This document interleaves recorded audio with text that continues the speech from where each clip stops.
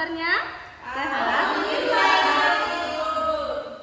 Oke, sebelum kita mulai pelajaran, Ibu mohon ketua kelasnya, Sandi, pimpin doa terlebih dahulu. Baiklah teman-teman, untuk mulai pelajaran kita pada hari ini, mari kita berdoa menurut agama dan kepercayaan masing-masing. Doa mulai.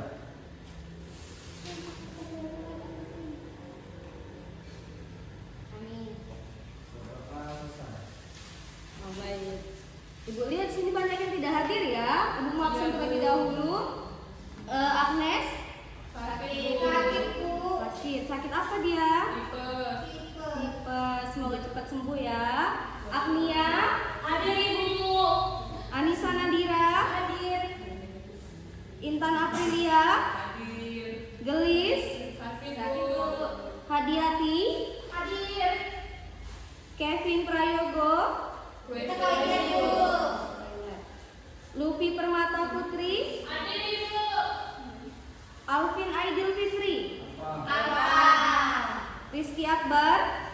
Toilet Bu. Nita Julia. Hadir. Nurbaya. Hadir Bu. Ria Putri Agustina. Hadir Bu. Rizky Akroma. Hadir Bu. Salsa Maita. Izin ikut lomba dispen. Lomba apa dia? Lomba Iya, dispen karena lomba. Semoga menang ya. Amin. Sandi Pratama. Yogi Manera. Saya Ibu. Zana Ziva Cegame. Hadir Ibu. Baiklah, sudah semua ya. Ibu absen. Baik, di sini sudah ada yang tahu kita akan belajar apa?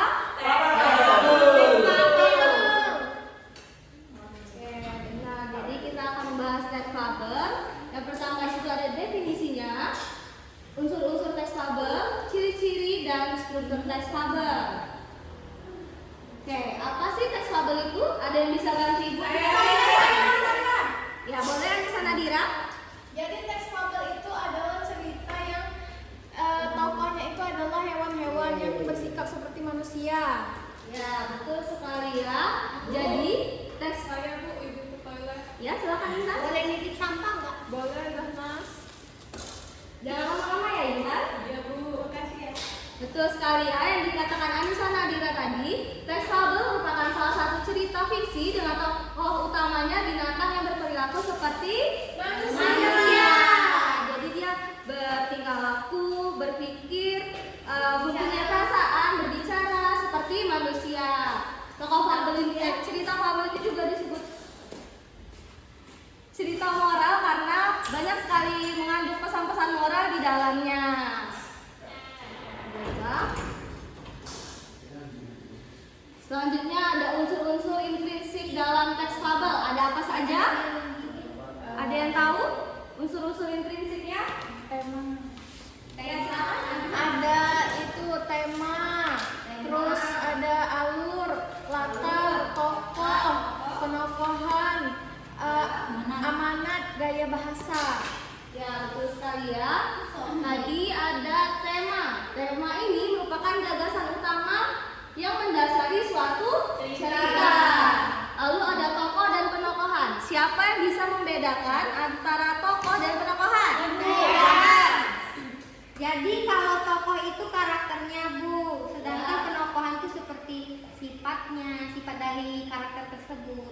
Ya, betul sekali ya. Selanjutnya itu ada alur. Alur ini merupakan urutan suatu kejadian dalam suatu cerita. Ada berapa alur? Ada Ada sebutin. Alur maju, alur mundur, alur campuran. Nah, contohnya alur maju itu seperti apa? Alur maju itu misalkan dia dari lahir sampai dia dewasa.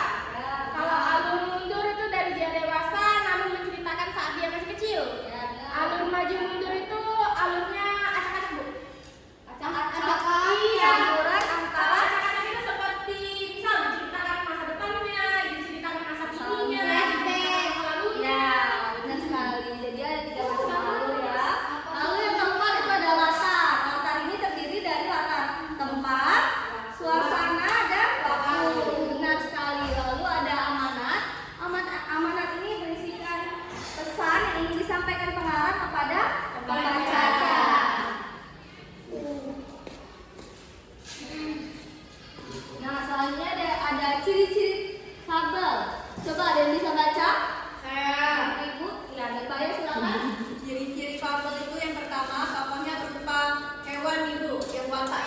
menyerupai manusia. Lalu yang kedua, alur ceritanya itu singkat dan sederhana.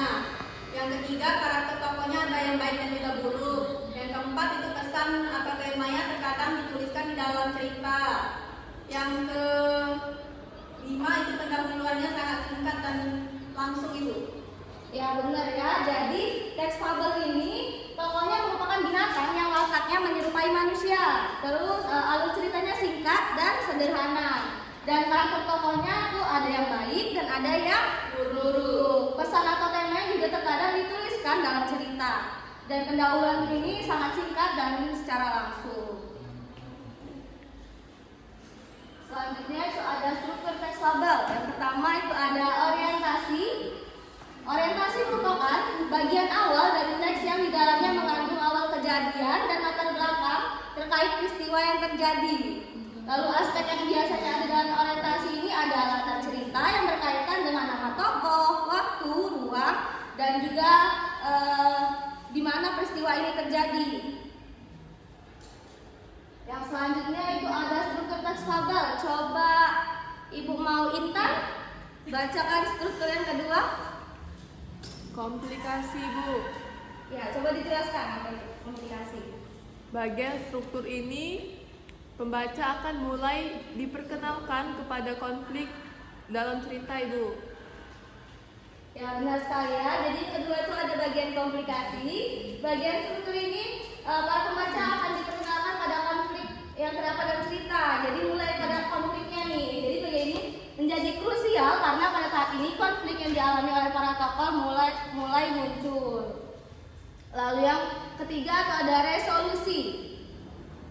Coba Anissa Nadira jelasin resolusi itu apa? Jadi resolusi itu adalah tahap fabel yang mulai memasuki penyelesaian konflik yang dialami para tokoh. Nah, di bagian ini ditunjukkan mulai dari munculnya solusi dari konflik yang terjadi dalam ceritanya, Bu. Ya, benar sekali. Jadi pada tahap resolusi ini sudah menemukan solusi dari permasalahan yang terjadi pada sebelumnya pada bagian komplikasi. Lalu terakhir itu ada kode.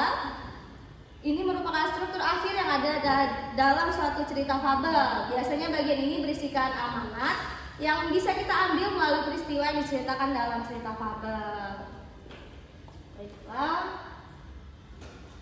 Nah, oke, materi sudah habis. Sebelum Ibu mau ngasih contoh dari teks fabel, Ibu mau ngetes semangat kalian dulu. Ibu mau melakukan stretching. Coba berdiri semuanya, boleh? Zanas berdiri ya, Zanas.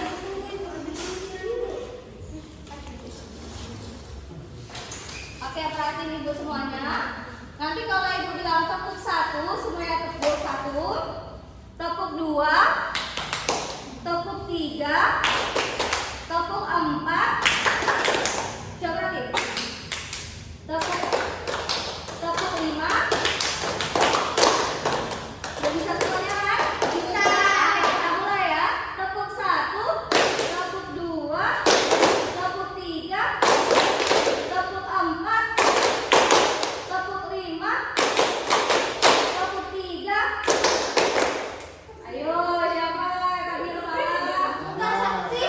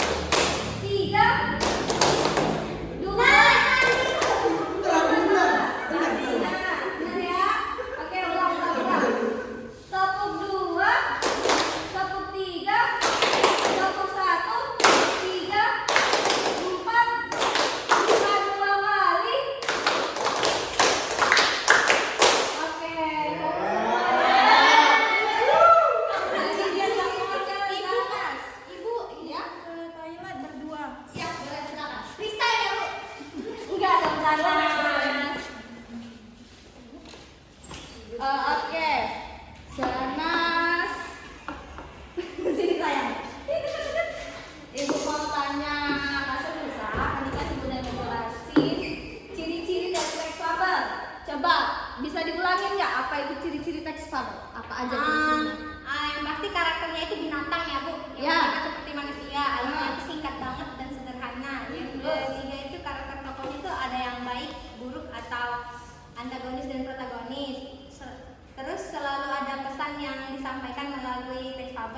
Dan yang lain itu pendahuluan sangat singkat dan langsung.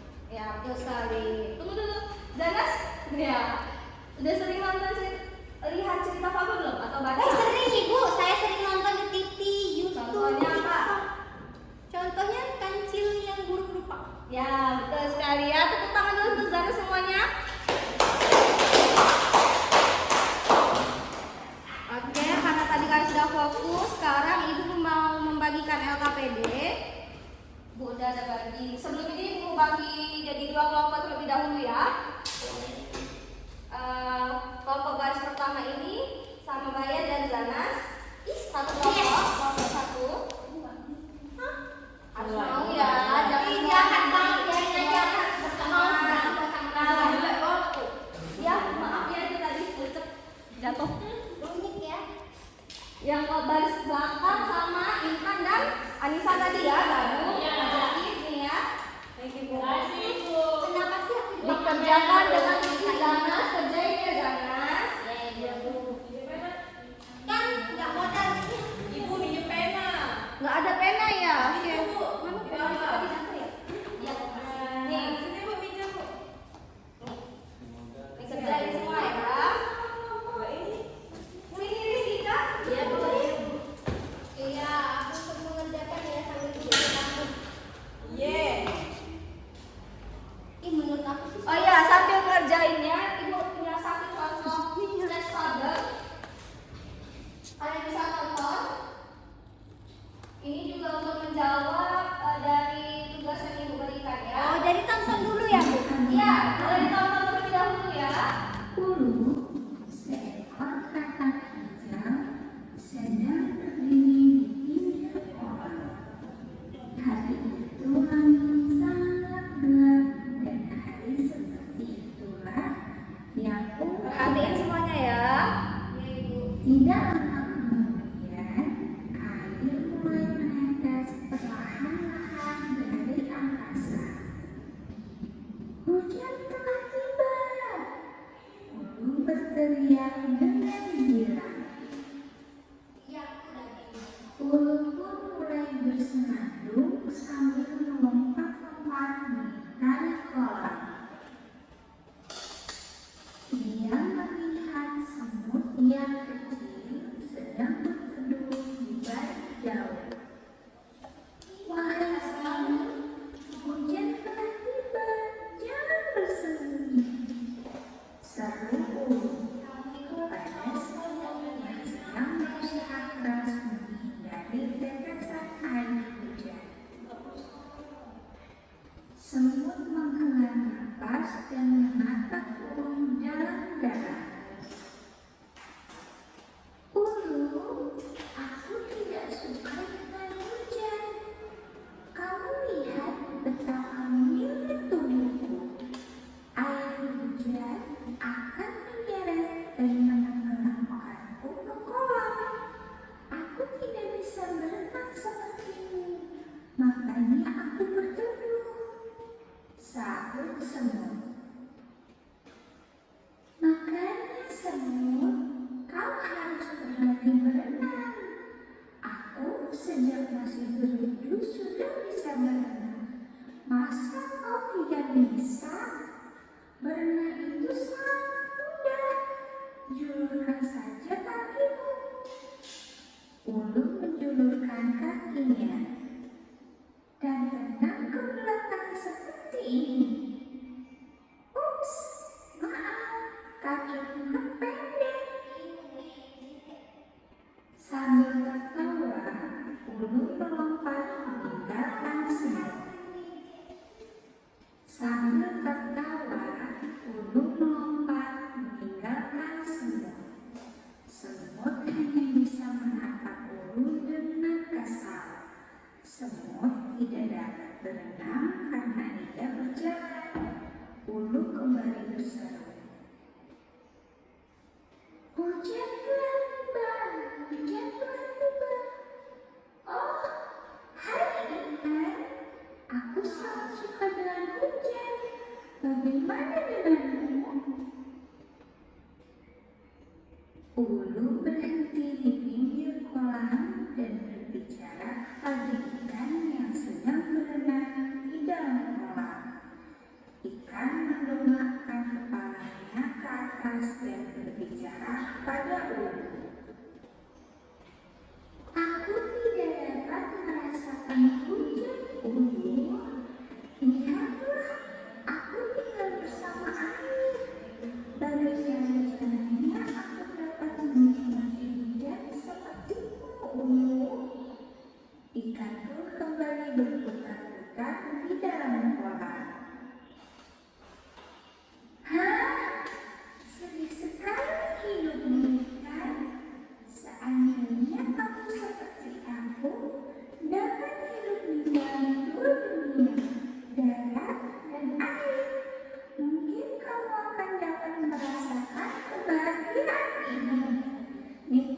saja air matamu, sebab kamu tidak akan dapat pernah merasakan rintikan hujan di badanmu. Apa yang Ulu katakan sangat menusuk hati ikan. Ikan menatap ke arah tubuhnya yang bersisik, lalu menatap ke arah tubuh biji Ulu. Ikan yang bersih hati pun berenang meninggalkan Ulu ke sisi kolam yang lain. Ulu pun kembali melompat-lompat di sekitar kolam dan kembali bersenang. Saat Ulu tiba di bawah pohon, dia melihat burung sedang berteriak di dahan pohon dan membersihkan dirinya. Ulu mengira burung juga sama seperti semut dan ikan yang tidak dapat menikmati hujan. Hai burung, kenapa kau tidak mau keluar dan menikmati hujan? Apakah kamu takut bulumu basah? Atau apakah kamu takut tenggelam ke dalam kolam seperti semut? Ataukah memang kamu tidak bisa menikmati indahnya hujan seperti ikan? Setelah berkata demikian, Ulu tertawa kencang-kencang. Burung menatap ke arah Ulu yang masih tertawa. Hai Ulu, apakah kau bisa naik kemari? Ulu kebingungan. Apa maksudmu, burung?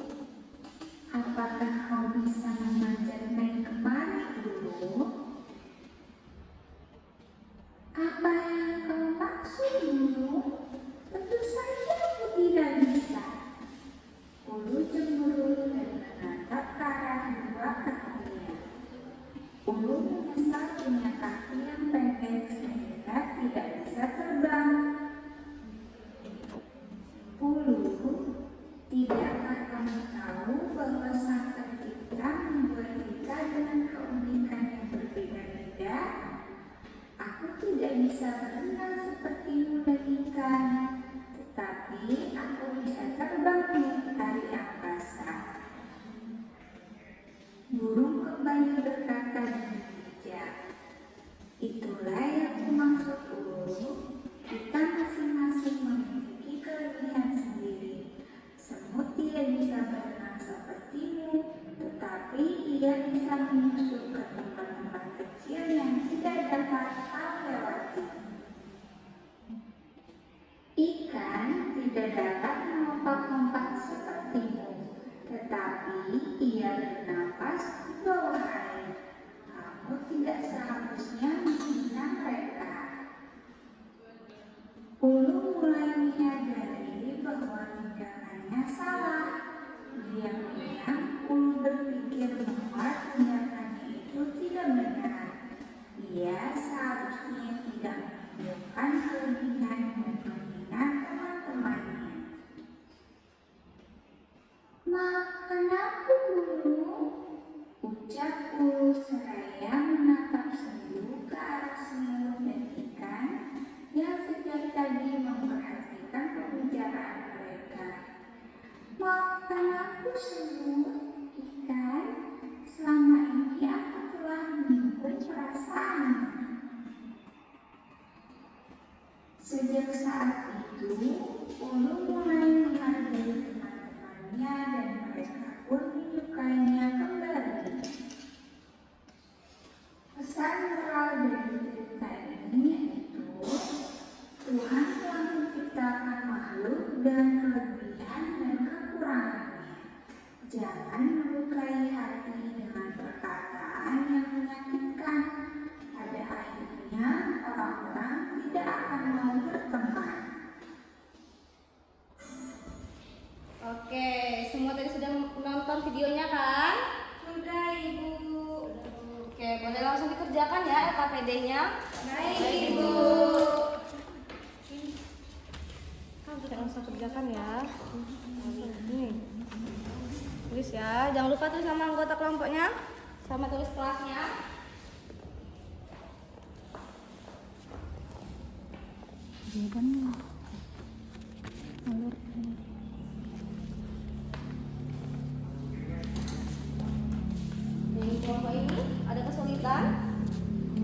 Sudah Bu.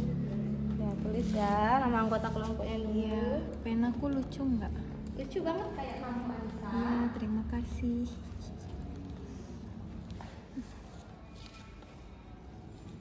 Yang lain ikut ngerjain ya. Iya Ibu. Hutan. Sudah.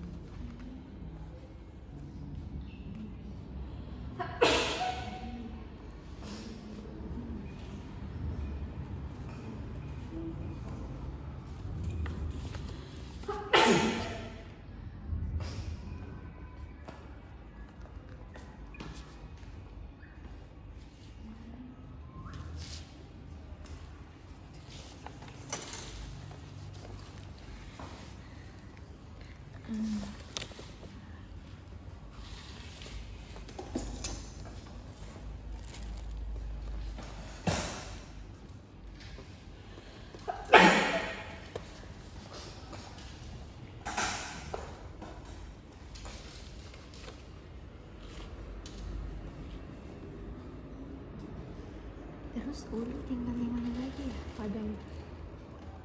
Padang ya.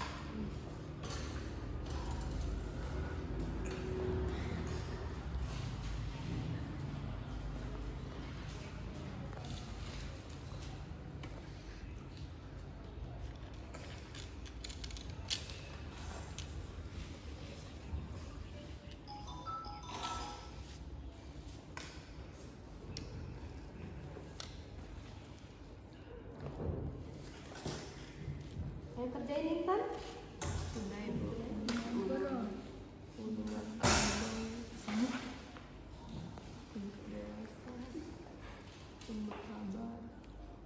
Gigi harimau.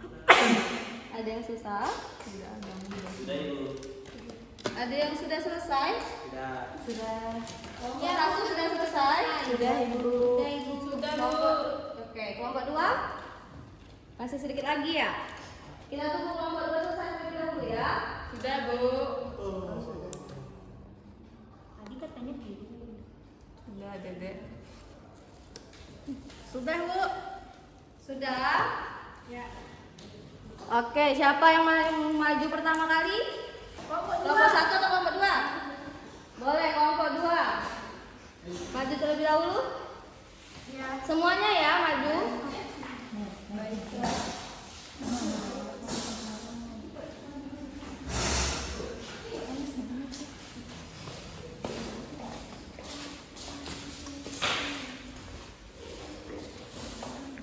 Oh, yang lain maju juga.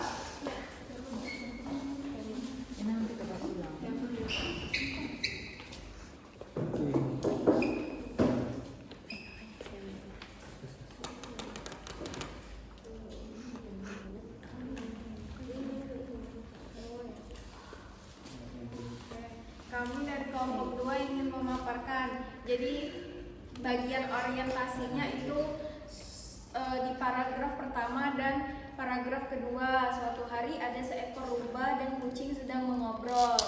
Kenapa? Saya tahu setidaknya 1000 cara untuk menjauh dari musuh kita bersama, yaitu anjing. Kedua, struktur komplikasi itu ada di paragraf 3, 4, dan 5. Dari mulai percakapan si kucing, kemudian saat itu mereka mendengar gonggongan dari anjing dari kejauhan. Nah, lama-kelamaan anjing itu datang ke arah mereka. Kemudian struktur ketiga itu resolusi.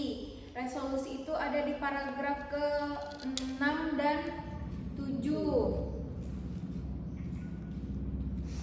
Seketika itu pun kucing berlari ke arah pohon terdekat dan naik ke cabang di luar jangkauan anjing tersebut. Ini adalah trik yang satu-satunya aku tahu. Kata si kucing, mana seribu trik yang akan kau gunakan? Rubah itu pun duduk diam di bawah pohon, bertanya pada daya trik. Apa yang harus dipakai sebelum dia akan mengambil keputusan? Anjing-anjing tersebut, dan anjing itu menghajar rubah dan mencabik-cabiknya. Kodas pada pesan moral yang dapat kita ambil dari cerita tersebut adalah suatu rencana yang berjalan lebih baik dari daripada 1000 rencana yang masih diragukan. Baik, sudah? Belum? Sudah, Ibu. Oke, sini kumpul ya tempatnya. Ya. Boleh silakan duduk ke tempat duduk masing-masing. Iya, Bu. Oke, bagus ya. Kelompok 2 sudah bisa menjawab pertanyaan dari Ibu dengan benar. Lanjut kelompok 1. Maju semua.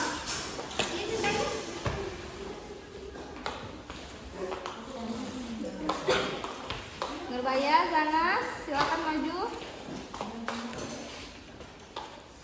Baiklah, kami dari kelompok 1 akan mengidentifikasi unsur-unsur intrinsik dari cerita semua istimewa. Yaitu pertama ada tema. Jadi temanya itu kata yang berpikir ia adalah salah satunya makhluk yang istimewa karena makhluk lain tidak dapat menikmati indah dan menakjubkannya hujan. Alurnya itu ada alur maju, alurnya dimulai dengan turunnya hujan, lalu kata bersorak-sorai kegirangan. Karena kegirangannya tersebut, ia pun menghampiri hewan lain yang tidak dapat menikmati hujannya, itu semut, ikan, dan burung. Alur pun berlanjut dengan kata yang terduga bahwa setiap makhluk memiliki keistimewaan masing-masing dan mengejek hewan tersebut. Baiklah, latarnya yaitu tempatnya di hutan dan pinggir kolam, waktunya hujan. Amanat jangan mengira dirimu yang paling banyak memiliki kelebihan, pandang dulu kekuranganmu. Jangan mengejek dan memandang rendah orang lain hanya karena mereka tidak dapat melakukan apa yang bisa kamu lakukan. Setiap orang memiliki keistimewaan, ada baiknya untuk menghargai keistimewaan tersebut. Baiklah, boleh dikumpul? Ya. Tepuk tangan dulu untuk semuanya. Baik, kelompok 1 dan kelompok 2 tadi sepertinya sudah bisa memahami materi hari ini ya. Tadi jawabannya sudah benar semuanya. Baiklah, dari pelajaran kita hari ini siapa yang bisa bantu Ibu menyimpulkan materi hari ini? Saya, Bu. Ya, boleh kita. Jadi fabel itu cerita hewan tapi dia menyerupai manusia seperti itu, Bu. Dan ada alurnya, salah satunya alur, amanat itu merupakan unsur intrinsiknya. Itu aja, Bu.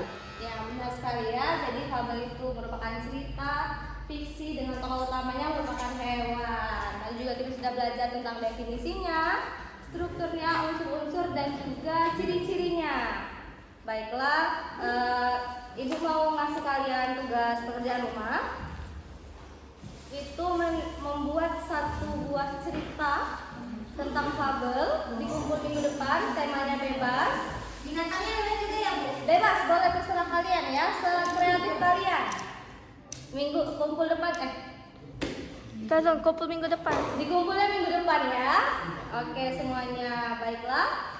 Karena waktu pelajaran kita sudah habis, boleh ketua kelas silakan ditutup terlebih dahulu kelasnya. Maka teman-teman untuk mengakhiri pembelajaran kita pada hari ini, mari kita berdoa menurut agama dan kepercayaan masing-masing. Berdoa mulai.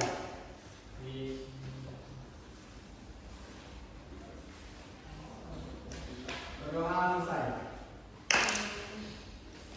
Oke baiklah, makasih semuanya. Ibu mohon maaf kalau terdapat kesalahan dalam perkataan maupun perbuatan selama penyampaian. Ibu akhiri, wabillahi taufiq wal hidayah. Wassalamualaikum warahmatullahi wabarakatuh. Waalaikumsalam warahmatullahi wabarakatuh. Terima kasih.